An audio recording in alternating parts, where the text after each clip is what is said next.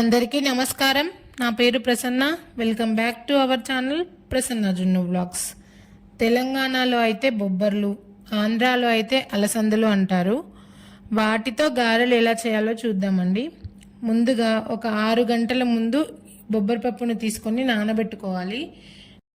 ఇక్కడ మేము 1 గ్లాస్ బొబ్బరి పప్పును తీసుకొని ఒక 6 గంటల ముందు నానబెట్టుకొని ఉంచుకున్నాము. తర్వాత వాటిని ఒక 5-6 సార్లు కడగాలి. మొత్తం పొట్టు పోనవసరం లేదు, కొద్దిగా పొట్టు పోతే సరిపోతుంది. ఇలా వీడియోలో చూపిస్తున్న విధంగా కడగండి. కొన్ని ప్రాంతాలలో కొన్ని స్పెషల్ వంటకాలు ఉంటాయి. అలా మాకు ఇది స్పెషల్ వంటకం.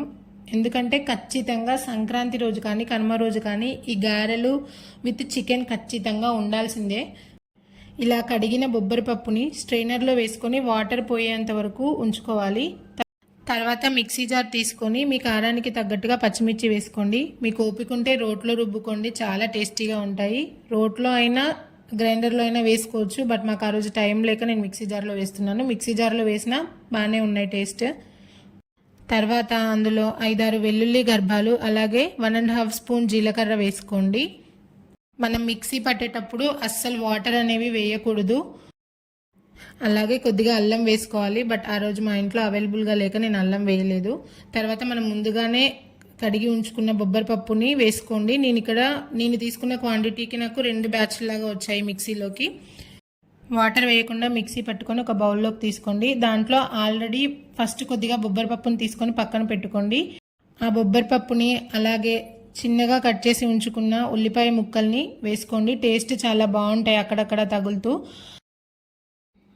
1.5 స్పూన్ ఉప్పు వేసుకున్నాను. తర్వాత ఉల్లిపాయ ముక్కలు వేసుకొని ఆ పిండినంతా ఉప్పు కలిసేటట్టు ఒకసారి కలపండి. ఈ గారెల్లోకి పల్లి చట్నీ అయినా కొబ్బరి చట్నీ అయినా బాగుంటుంది. ఇంకా చికెన్ కర్రీ అయితే ఇంకా టేస్టీగా ఉంటుంది. నాకైతే గారెలు విత్ చికెన్ కర్రీ చాలా ఇష్టం. అలాగే తర్వాత స్టవ్ ఆన్ చేసి కళాయి పెట్టి అందులో డీప్ ఫ్రైకి సరిపడా ఆయిల్ వేసుకోండి. ఆయిల్ బాగా హీట్ అయిన తర్వాత మీడియం ఫ్లేమ్లోకి అడ్జస్ట్ చేసుకొని అలా వీడియోలో చూపిస్తున్న విధంగా వేళ్ళ మీద గారెల్లాగా చేసుకొని ఆయిల్లో వేయండి. అది మా అమ్మ చేసింది, నాకైతే అలా రాదు.